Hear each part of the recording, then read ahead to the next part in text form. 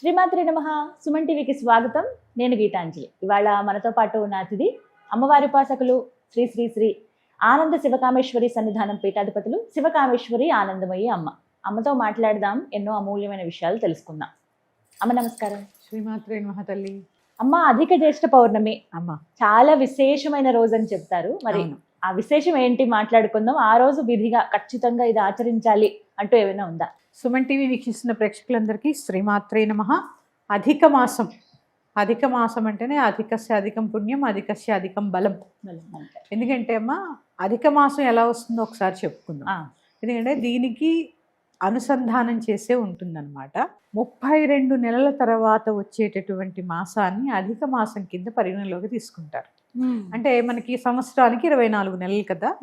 ఈ 24 నెలల్లో అందుకే ఒక సంవత్సరం ఉండదు. రెండో సంవత్సరంలో మనకి ఈ అధిక మాసం అనేది వస్తూ ఉంటుంది. అవును. ఇప్పుడు వచ్చిన తర్వాత మళ్ళీ 32 మాసాల లెక్కగా అంటే మళ్ళీ వచ్చేది పాల్గొన మాసంలో అయి ఉండొచ్చు. ఇట్లా అధిక మాసాలు అంటే ఒక్కొక్క నెలకి 13 మాసాలు వస్తూ ఉంటాయి. అదే 33వ నెలగా మనం పరిగణలోకి తీసుకుంటాం. ఈ 33వ మాసంలో 33 రూపాయలు కానీ, 33 పళ్ళు కానీ, 33 అరిసెలు కానీ దానం చేయడం వల్ల చాలా పుణ్యం ఉంటుంది. ఒకేసారి సంఖ్య 33 ఖచ్చితంగా ఇస్తారమ్మా. బ్రాహ్మడికి కూడా 33 రూపాయలు లేదా 333 రూపాయలు దానం ఇచ్చి ఆ దేవాలయంలో కూడా 33 రూపాయలు సమర్పించి 33 పళ్ళు సమర్పించి ఏదైనా కోరిక కోరుకుంటే నెరవేరుతుంది. అబ్బో. ఈ అధిక మాసం ఎందుకంటే చెప్పాను కదమ్మా, అధికం పైగా మాసాలన్నిట్లో కన్నా ఈ మాసం ఏంటి, జ్యేష్ఠ మాసం. జ్యేష్ఠం అంటే ఏంటి, అన్నిటికన్నా పెద్ద మాసం అన్నమాట.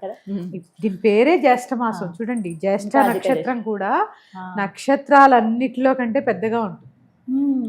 జ్యేష్ఠ నక్షత్రము నక్షత్రాలన్నిటిలో కంటే జ్యేష్ఠ అంటే చాలా ప్రత్యేకమైనటువంటి మాసము. పైగా అధిక మాసం రావడము చాలా విశేషము.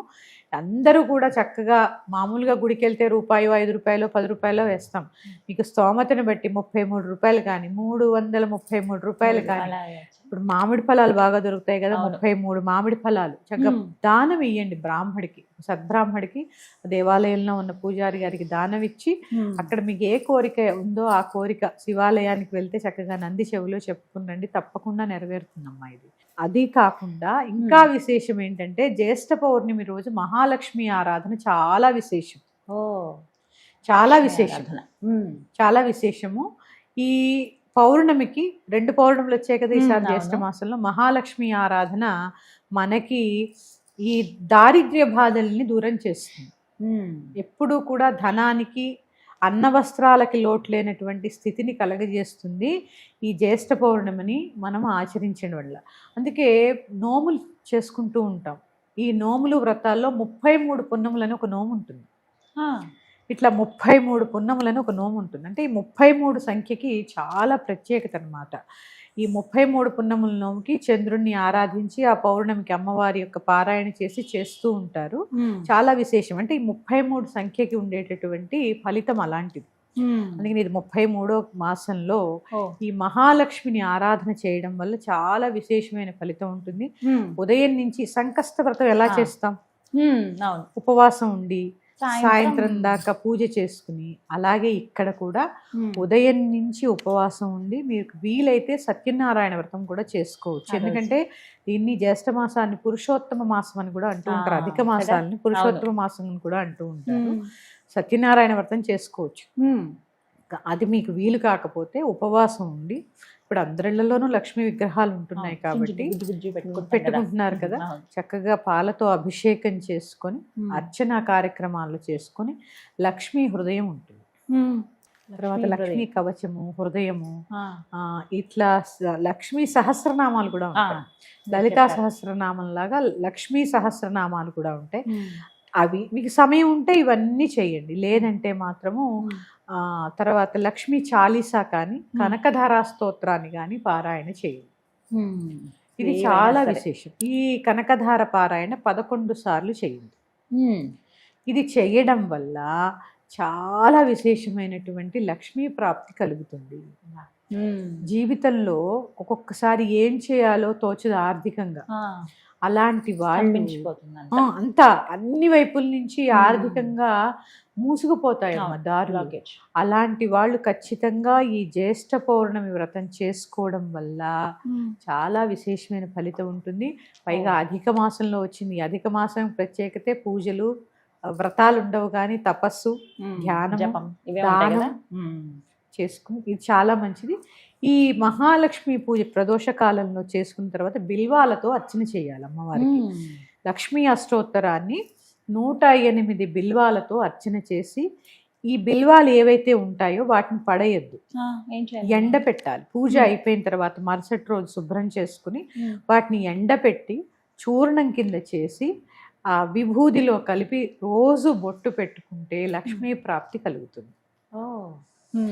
ఆ బిల్వ అంటే చూడండి, మన కనకధారాలో కూడా చెప్తూ ఉంటారు, ఆ బిల్వ వృక్షం మీదే అమ్మవారు ఉంటుంది అని చెప్పి చెప్తూ ఉంటారు. బిల్వాలతో అర్చన అమ్మవారికి చాలా విశేషం, లక్ష్మీదేవికి చాలా విశేషం. ఇలా చేయండి. తర్వాత ఇవంతా పూజాది కార్యక్రమాలు అయిపోయిన తర్వాత ఒక సద్బ్రాహ్మడికి మీకు కుదిరితే మడిగా వండితే భోజనం వడ్డించుకోండి, లేదంటే ఒక స్వయం పాకం ఇవ్వండి. ఆ రోజేనమ్మా? ఆ రోజే ఇవ్వాలి.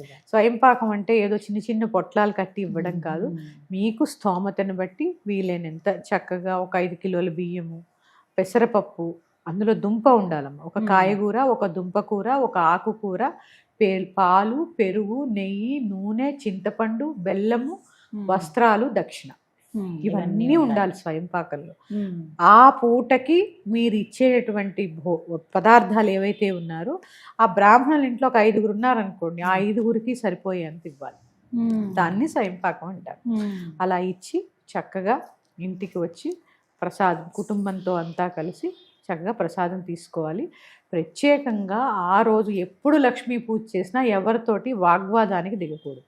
కానీ చాలా కోపం అప్పుడే వస్తుంది. అవునా? పరీక్షగా వస్తుంది అనమాట. అంటే పర్ఫెక్షన్గా ఉండాలి, పర్ఫెక్ట్గా ఉండాలని చెప్పి మనం యాంగ్జైటీ పెరిగిపోతూ దాంట్లో మాట దాటిపోతూ ఉంటాం. అలాంటిది లేకుండా చాలా ఓర్పుగా ప్రశాంతంగా చక్కగా ఈ లక్ష్మీ పూజ చేసుకోవడము చాలా విశేషమైన ఫలితం ఉంటుంది. ఈ బిల్వాలతో అర్చన మాత్రం చాలా విశేషం. అమ్మవారికి ఒక బిల్వ మాలను సమర్పించడము, బిల్వాలతో అర్చన చేయడము, ఇది కూడా చాలా విశేషమైనటువంటి ఫలితాన్ని కలగజేస్తుంది. మళ్ళీ చెప్తున్నాను, ఈ బిల్వాలని పడేయద్దు చెత్తలో, చక్కగా ఎండలో పెట్టి ఎండబెట్టి చూర్ణం అయిపోతాయమ్మా. ఈ ఎండకి ఎండిపోయి చూర్ణం అయిపోతాయి. వాటిని విభూదిలో కలిపి లేదా మీకు ఒక వస్త్రంలో ఇలా ఇలా కడితే సన్నగా రాలుతుంది కూడా, బాగా జల్లెడ పడితే రాలుతుంది. దాన్ని విభూదిలో కలిపి చక్కగా, లేదు మీకు అవకాశం లేదు అన్నప్పుడు ఏదైనా కొద్దిగా ఒక హారతి కర్పూరం వేసి ఇన్నైతే కొంచెం అగ్నిని రగిల్చి అందులో వేసినా కూడా అది బూడిద కింద అయిపోతుంది. అట్లా కూడా ఇంత మిగిలిన ఆ విభూతి చక్కగా మళ్ళీ మామూలు విభూతిలో కలుపుకుని, అసలు విభూతి అనే పదానికి అర్థం ఏంటి అంటే సంపద. సంస్కృతంలో విభూతి అంటే సంపద. అందుకే ఆ పరమేశ్వరుడు ఒళ్ళంతా విభూతి రాసుకుంటాడు అంతే. ఎందుకంటే ఐశ్వర్యం మొత్తము నా అధీనంలోనే ఉంది, కానీ నేను ఎక్కడుంటాను, ఇది ఏది శాశ్వతం కాదు, శ్మశానం దగ్గర ఉంటాను.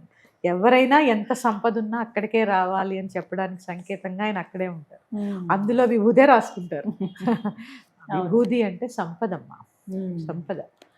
సంస్కృతంలో విభూది అంటే ఎన్ని రకాల విభూతులు ఉన్నాయో చాలా అంటారు కదా, అది కదా. అందుకని చక్కగా ఈ పరిహారాన్ని పాటించి అందరూ ఆ లక్ష్మీదేవి యొక్క కృపకి పాత్రులు కండి. ముఖ్యంగా చెప్పాల్సింది, ఆ ఒక్క రోజైనా సూర్యోదయా పూర్వమే లేవడము, ప్రదోష కాలంలో నిద్రపోకుండా, ఇంట ఎవ్వరూ నిద్రపోవద్దు. కొన్ని నియమాలు పాటించాలి. ఇది మీరు ఏంటి చాదస్తంగా చెప్తున్నారు అనుకున్నా సరే, మీరు అర్ధరాత్రి 2ంటికి పడుకున్నా ఆ రోజు సూర్యోదయానికి ముందే లేవాలి. ప్రదోషంలో ఎవరు నిద్రపోవడం కానీ, వాగ్వాదన కానీ, ఏడవడం కానీ ఇది లేకుండా ఆ రోజు ప్రశాంతంగా పూజ చేసుకోవాలి. అధిక జ్యేష్ఠ పౌర్ణమి ఈ విధంగా జరుపుకోవాలి. అమ్మా చక్కగా వివరించారు. ధన్యవాదాలమ్మా. శ్రీమాత్రే నమః.